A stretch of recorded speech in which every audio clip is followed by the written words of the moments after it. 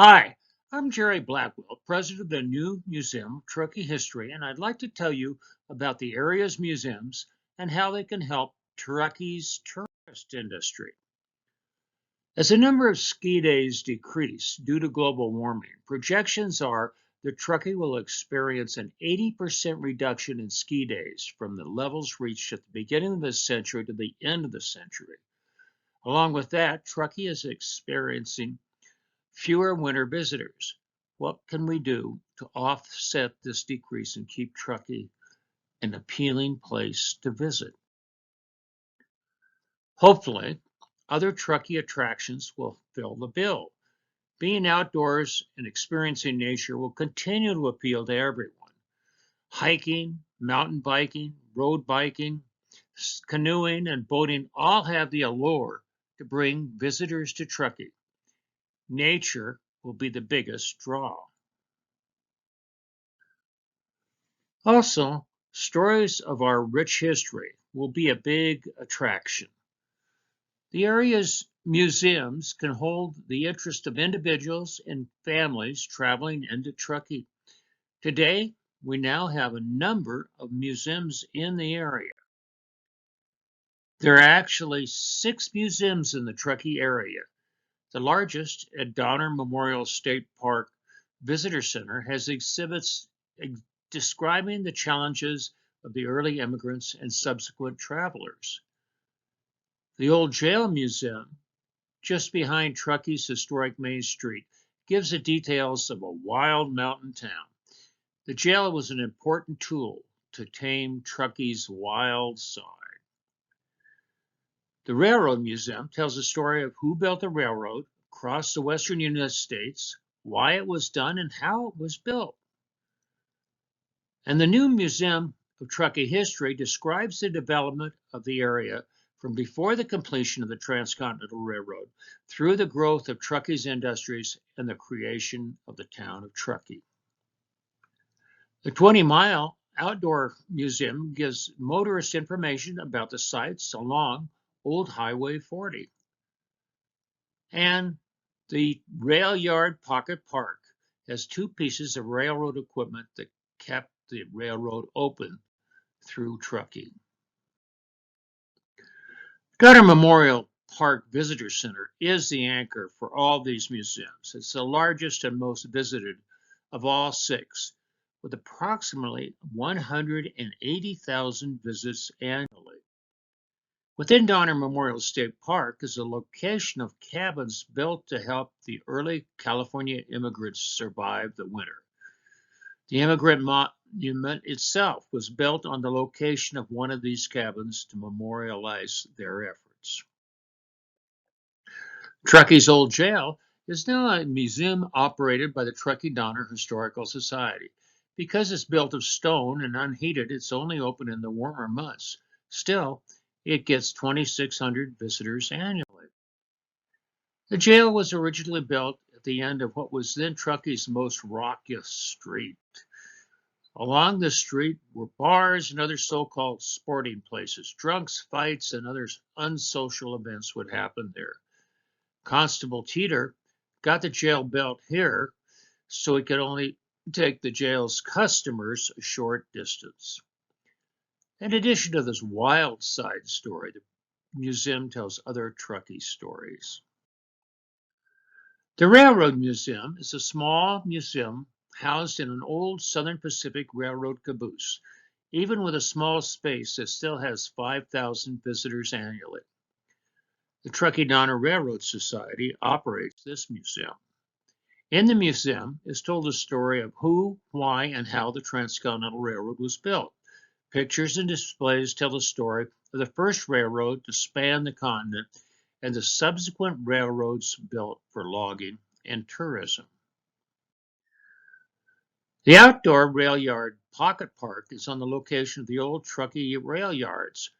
From here, helper locomotives were added to the westbound trains to help them get over Donner Pass. The rotary snowplow cleared the tracks over the Sierras and kept the trains running both east and west. And the wrecking crane was used to unblock wrecks and restore the railroad to running order. Both pieces of equipment were extensively used in the Truckee area. The 20-Mile Museum is a collection of interpretive signs along old Highway 40 that makes Truckee's history come to life. There are dozens of signs throughout the 20-mile section of Donner Pass Road from Cisco Grove to Donner Lake. Each one tells a different story about local history. As you drive along this outdoor museum, you'll learn about ice harvesting, the Transcontinental Railroad, Native American petroglyphs and grinding stones, the history of skiing on Donner Summit, and much more. The Donner Summit Museum is also operated by the Donner Summit Historical Society. Norm Saylor operates the museum, and he's a rich source of historical information, as well as the caretaker of a trove of old photographs. So where are these museums? Donner Summit Museum itself is at Soda Springs, and the 20-Mile Museum extends from Truckee to Cisco along Highway 40. The Donner Museum is, of course, in the Donner State Park Visitor Center on the east end of Donner Lake. The old jail is just north of the Truckee's historical downtown on Jaboom Street. And the Railroad Museum is in an old caboose at the west end of Truckee's Railroad Depot. The new Museum of Truckee History is inside the Truckee Railroad Depot on its east end. Lastly, the Rail Yard Pocket Park is located just east of historic downtown Truckee at the end of a long parking lot. So what's this new museum like? As you enter the new Museum of Truckee History, you'll be in the old trainmaster's office. Walking further, you'll see exhibits of the Truckee Chinese, logging and lumber, the Native Indians, the stories of the ice harvest, Boca Beer, McGlashan's role in tourism, Truckee from the 1960 Olympics to the present-day town of Truckee, and a series of railroad models showing the evolution of trains on the railroad. Finally, there's a bell from a steam locomotive. Walking into the train master's office looks much as it did when the Truckee train master was there. There are desks, cabinets, and stoves that were used in the depot. The train master controlled Truckee's passenger and freight trains, as well as keeping track of shipping of Truckee's merchants. In addition, there's information about the Transcontinental Railroad and the railroad to Lake Tahoe. And, of course, each exhibit has an interactive display that lets you delve further into the exhibit's information. The next exhibit has displays and artifacts describing the Truckee herb shop. Truckee's Chinese also operated groceries, barbershops, tea shops, opium houses, and a bathhouse. Today, the only building from Truckee's Chinatown Pass that exists is the Chinese herb shop located across the river from downtown. The little shop, built in 1878, is a brick fireproof building with iron metal shutters that have survived many fires. From the 1920s up until the 1960s, it was used as a Truckee bottling works and was rumored to have the finest bootlegged whiskey in town. Approximately 14,000 Chinese were hired to build the Transcontinental Railroad. After its completion in 1869, the workers settled along the railroad or went to help other railroads. Some Chinese became Truckee woodcutters, working to cut firewood for both the town residents and the railroad's wood-burning locomotives. In this exhibit, saws and other documents help tell the story of Truckee's lumber industry. Lumbermen who rode the newly completed Transcontinental Railroad saw the potential of Truckee's sugar pine forest. Sugar pine is a light wood and resists deformity. It's easily milled and is favored for doors, windows, and door frames. Within 11 years, the loggers had cut down the trees near Truckee. Loggers then built narrow-gauge railroads to get deeper into Truckee's surrounding forests. They launched approximately 24 lumber mills with supporting railroads in the area. Again, An interpretive computer display gives visitors the opportunity to delve further into this major Truckee industry. The next exhibit displays baby carriers and grinding stones used by the Indians in the area. During summer, the Indians harvested pine nuts and acorns. They ground the nuts to make a paste for pine nut soup or gruel. The pinyon nuts are a major storable multifaceted food. Pine nuts are high in protein and fats. The fat content exceeds that of chocolate, and both contain all 20 amino acids required for human growth. Our native Indians were the Washoe, Paiute, Martis, and Madu tribes.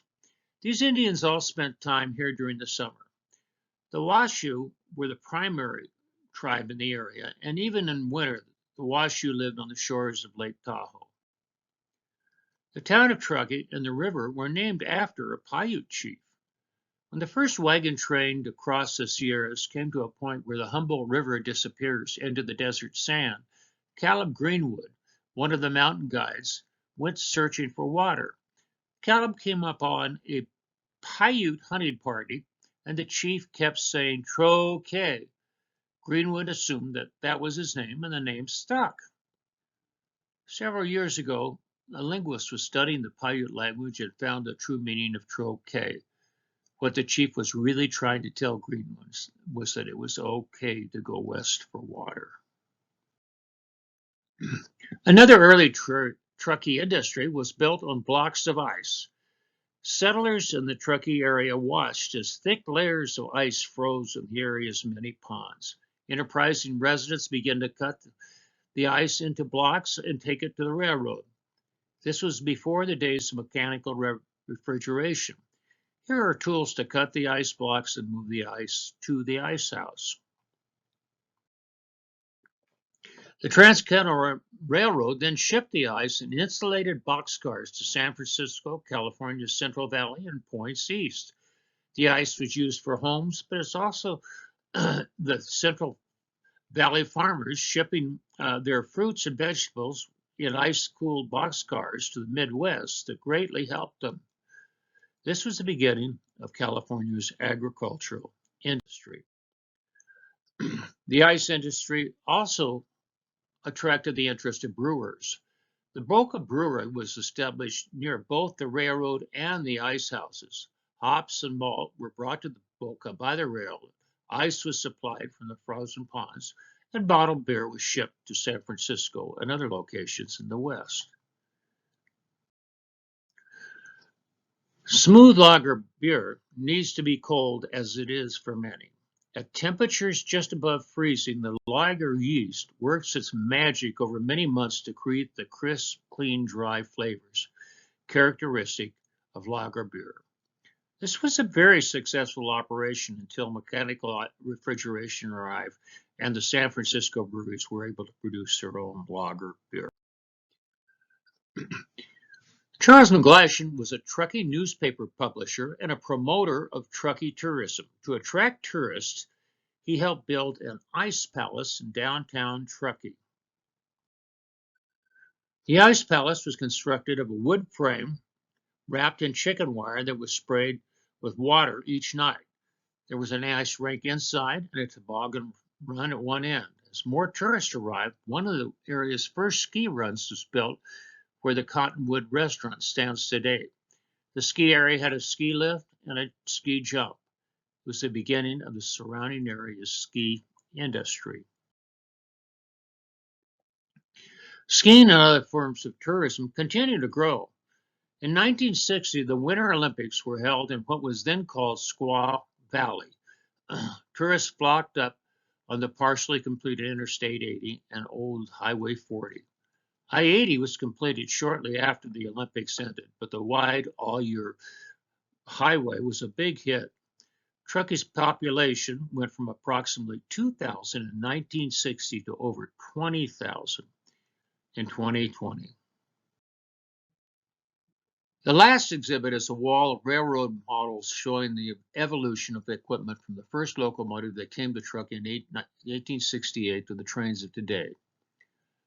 In 1869, the locomotive Jupiter pulled the Central Pacific Railroad's dignitaries through Truckee and on to Promontory Summit, Utah, where it met a Union Pacific's locomotive.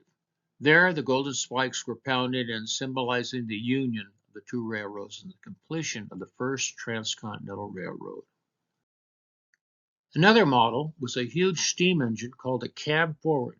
The cab and front design enabled trains to travel through Truckee's long tunnels without smoke choking the fireman and engineer. Well, the Museum of Truckee History is now officially open. Initially, it will be open from 11 a.m. to 5 p.m. Saturday and Sunday. As we get more docents, we hope to have it open from Thursday through Monday. If you'd like to be a docent and share Truckee stories with visitors, please contact us at the Museum of Truckee History at gmail.com. We'll give you training on being a docent and introductions and instruction about Truckee's history. I'd like to thank Jeremy Lynn, who's manager of the Donner Memorial Visitor Center, Grave Zerbal, who's president of the Truckee Donner Historical Society and curator of the Museum of Truckee History, Bill Odegeese and Norm Saylor for their operation of the 20-mile museum and the Donner Summit Museum. And I'd like to thank the following exhibit developers: Sean Mortier, who did the Trainmaster and McGlashan's exhibits, Greg Zerbal, who did the logging and Indian exhibits, Ed Larson, who did the ice industry exhibit, Dave DePoo, who did the Boca Brewery and tourism exhibits, and Dan Cobb and Bob Bell, who did the railroad exhibit. And I worked on the Chinese exhibit. Thank you. I hope you get to enjoy one or all of Truckee Museums soon. Good day.